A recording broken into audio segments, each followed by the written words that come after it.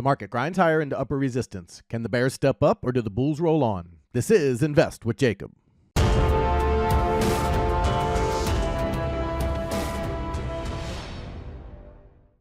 Okay guys, so in yesterday's video we talked about the fact that we're looking for the market to find a pullback and or turn down in this area, and we are still looking for that as the market continues to grind higher into upper resistance. Now the question is, will the bears step up or do the bulls just roll on? I'll get into that in just one second, but first, if you're new here, welcome to the show guys. My name is Jacob Gabbard and this is Invest with Jacob, where we use Elliott Wave Theory to break down the SP 500 and the NASDAQ. I highly encourage you to hit that subscribe button down below so that you can get our daily S&P updates, our trade setups, and our buy alerts. All right, guys, with the market continuing to grind up, let's jump into the chart and take a look. Okay, guys, so here we are on the daily futures chart for the S&P 500. I zoomed out just a little bit so we can have a better view at what we're looking at. And overall, the theme still remains the same. We're still within this 54.21 to 55.81 zone, and we're right about that 618 retracement at 54.93. We came up just short of that today. That's a very common retracement for this area. So we'll see if the bears can step up. If this market's going to stay fully bearish, again, I would like them to hold the 618. They can take it up to 55.81 to top of this B wave, which is basically 5,600. If they're above this, and above doesn't mean just like this, that's not above it. I would look for them to push up and then pull back and test that area and then break out. That would be above. But in any case, if they move above this area at 5,600, it does become more likely we're on our way to all-time highs. And that is still my base case from off of the lows here, as we really only have 3 waves up with your April lows. You have a B, C, or a 1, 2, 3. And I was looking for one more high to complete that structure once we got down into here. And I told you once they broke this intermediate support, we did become neutral with both of our counts being basically equally weighted to all-time highs or breaking the lows. And we have our key levels of 55.81 and the April lows. So we're still in between that neutrality area, but as they climb higher into this 55.81 area, if they get up into there, it does favor the bulls. But again, we can still see the bears turn down off of that zone. So let's talk about that a little bit more in depth. We do look like we're ending a potential 5th wave here of this C wave up of B. And if that's the case, we would be looking for them tomorrow to be turning over. However, if they're unable to do so, the next target higher would be up in that 55.81 area. And we would look for them to turn down off of this breakdown area high right here. It's a very key level. If the bulls just blow through that, then this market is pretty bullish, and we'll be looking to the 58.50 area next in another new all-time high. So overall, 55.81 becomes the level to really watch in the next few days to into next week. If the bulls are able to blow through that level, the market is very bullish on its way back to all-time highs. If the bears are able to turn down, we would look for the type of pullback that it is. Again, as I stated all week, a 3-wave pullback is bullish, and we would expect the move back up.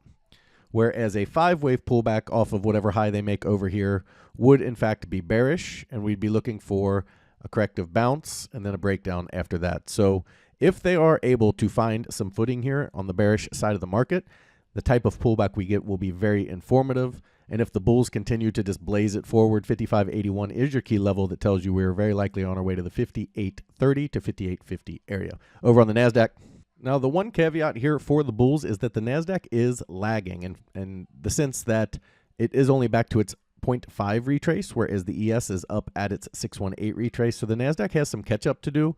I have said for a while that it is possible that the NASDAQ makes a lower high while the ES makes a higher high. I don't necessarily think that'll be the case just because ES will be running so hard that I think it'll pull NASDAQ along with it. But for the bears, if you're in the bear camp, the fact that the NASDAQ is lagging and still only at its 50% retrace and kind of chopped sideways more today than moved up is a positive. So overall, the NASDAQ has the same pattern. We're looking for a top in this 19,175 to 19,603 area. The nature of the pullback will be extremely important. If it's a 3-wave pullback, we would look for continued upside. If it is a 5-wave pullback, we would look for continued downside in a major way. But the bears have to prove that.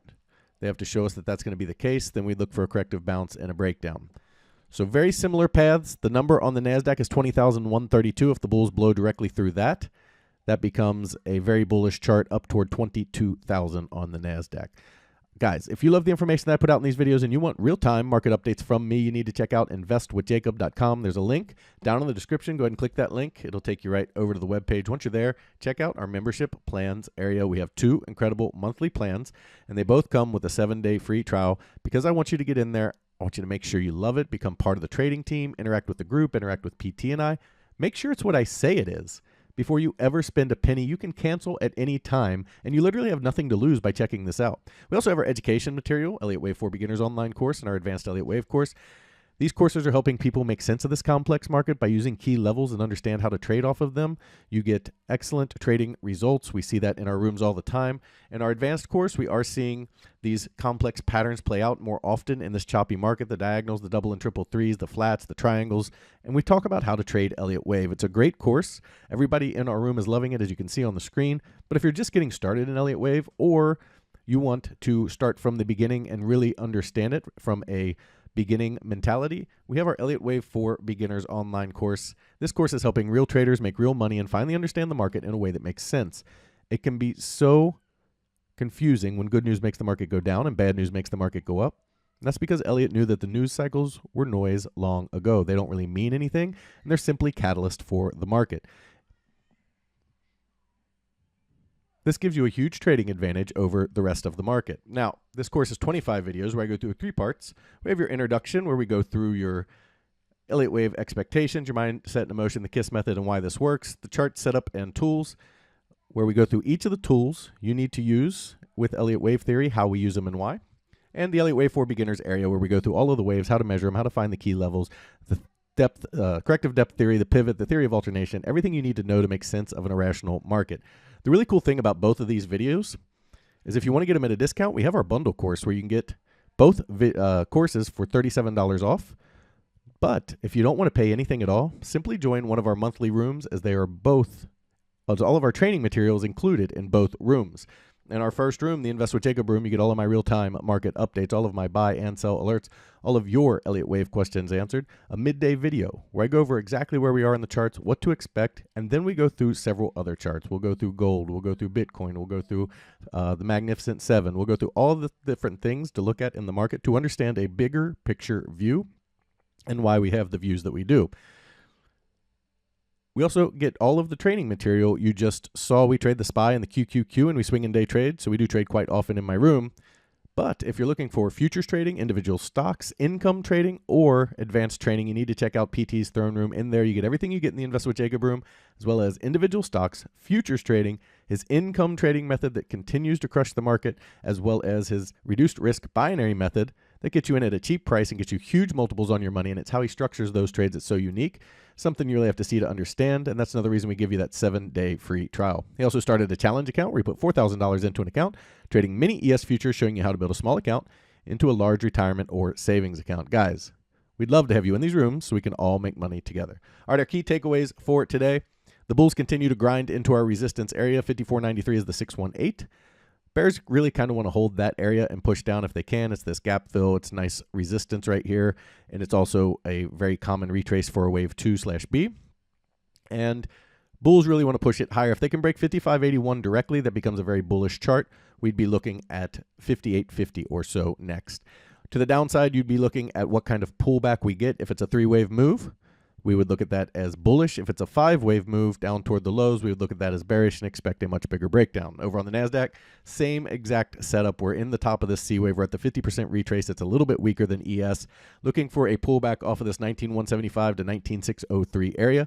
If they get that pullback, a 3-wave move would be considered bullish. 5 waves would be considered very bearish. And we would look for a breakdown after that. Over 20,132 does point us to all-time highs in the 22,000 area. Guys, that is your market update for today. I will talk to you next week.